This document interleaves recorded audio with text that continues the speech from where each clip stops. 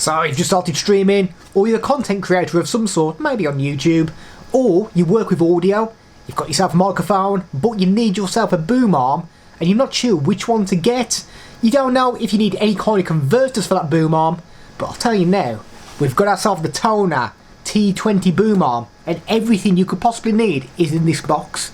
And a bit of a heads up, this boom arm has got something I've never seen on any other boom arm. And when we said you get everything in this box, we weren't joking. You get the boom arm, a desk clamp, a microphone clip, a threaded adapter, a pop filter, a foam cover, 4 cable ties, the instruction manual and an after sales card. The boom arm itself is made out of steel and has a max horizontal and vertical length of 27.6 inches.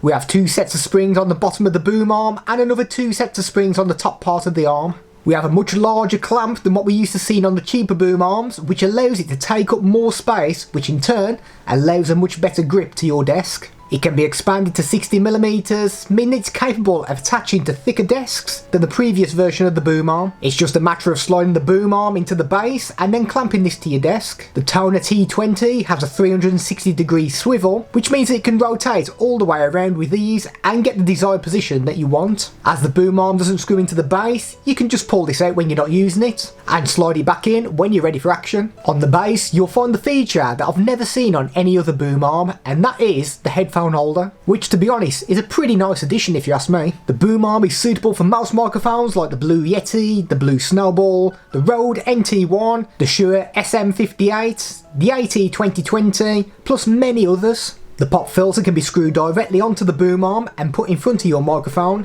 which serves to reduce the popping sounds of mechanical impact or fast moving air from the user when they speak or sing into the microphone. Cable management is possible with the included cable ties that you get with this set. If you're using a USB microphone, you can get a very slick setup as the USB cable can fit into the grooves of the boom arm itself. Whereas if you're an XLR microphone user, you may find that your cable will not fit into the grooves due to the XLR cables being thicker, but you can still tie these down using the provided cable ties. The one thing we did notice that when you start moving the boom arm around, the black paint on the hinges starts to peel off. In the long term, the functionality of the boom arm will still be fine, but cosmetically the boom arm won't look as pretty as what it did when you first received it.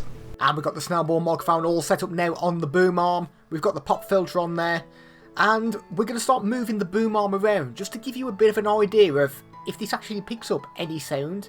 So let's move this boom arm forward and backwards now.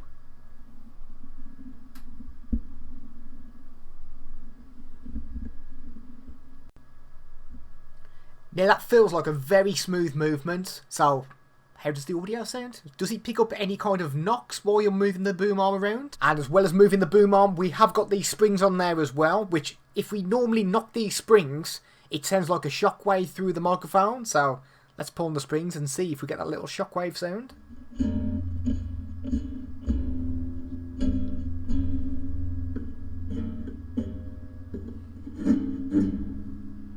Now I imagine you have got some of that sound come through in the audio through the Snowball microphone, but with the cheaper boom arms that sounds very loud, and if you're streaming for example on Twitch or Mixer, it does send a shockwave through the microphone. Your viewers, chances are they're just going to leave your stream because that's just going to completely deafen them. A quick test we'll do now is we'll start tapping the desk as well, because if you're streaming and you're a lot like me, you will accidentally knock your desk as you're in the middle of a fight in a game. So if we just start tapping the desk now, does it send a shockwave through the microphone and through the boom arm?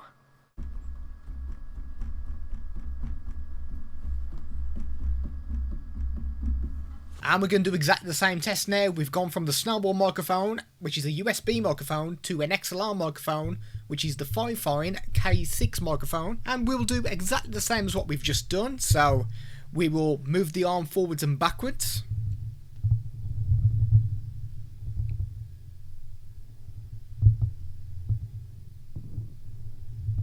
Once again, feels very smooth. The boom arm's got no problem with holding any of these microphones either. Once again, we'll start tapping the springs, see if that sends a shockwave to the microphone.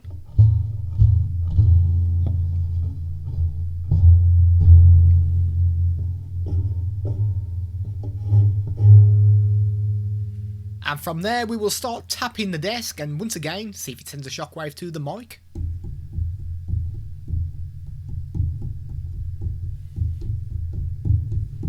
Overall, the Tonor T20 boom arm is a fantastic choice for somebody that's on a budget and wants to get hold of an arm for their microphone. The major selling point of this arm is all the accessories that come in the box. The movement of the arm is very fluent compared to cheaper arms that we've used in the past, and the headphone holder is a great addition which we've not seen on any other boom arms. Just want to say a massive thank you for checking out this video, we really do appreciate it.